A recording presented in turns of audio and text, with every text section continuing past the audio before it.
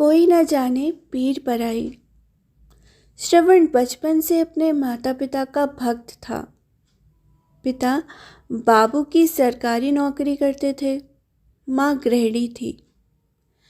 पढ़ाई में श्रवण सामान्य था। वह रिश्तेदार उसे गऊ यानी बहुत सीधा बुलाते थे।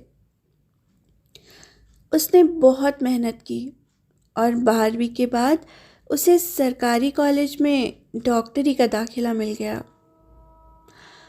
5 साल पढ़ाई के बाद उसने निजी अस्पताल में नौकरी कर ली। वह अपने माता पिता की हर संभव सेवा करना चाहता था। जो उससे बन पाता वो करता भी था। नौकरी करते समय उसकी मुलाकात वहीं की डॉक्टर किरण से हुई।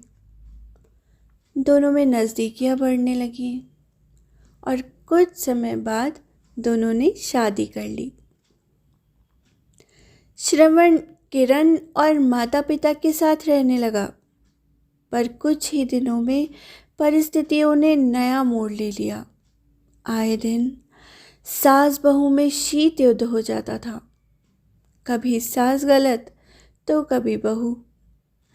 इसी खींचातान में एक दिन किरण ने श्रवण को अपना फैसला सुना दिया। उसने कहा, मैं इस घर में, इस शहर में एक पल भी नहीं रह सकती। तुम फैसला लो, तुम्हें मेरे साथ रहना है या अपने माता पिता के साथ। श्रवण हताश था और आखिर उसने अपनी पत्नी को चुना। 15 साल बीत गए।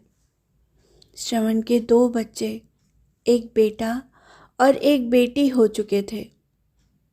वो अपना क्लिनिक चलाता था।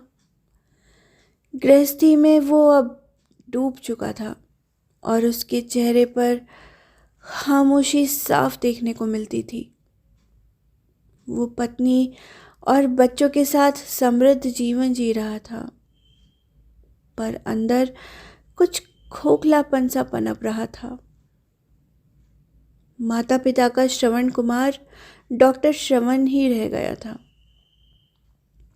15 साल से वो उनसे नहीं मिला था और एक दिन उसे खबर मिली कि पिताजी और माताजी दोनों की सड़क दुर्घटना में मृत्यु हो गई है। उनके शरीर पूरी तरह जल चुके हैं। उस दिन मानो श्रवण जिंदा लाश बन गया था। उसका दर्द, उसका खोखलापन कोई नहीं महसूस कर सकता था, पर उसे जीना था एक मुखौटा पहनकर। गृहस्थ जीवन के अपने सभी कर्तव्य निभाने के लिए, पैसा कमाने के लिए, समाज में अपना स्थान बनाए रखने के लिए बस एक कसक सी रह गई थी। कोई न जाने पीर पर आई। धन्यवाद।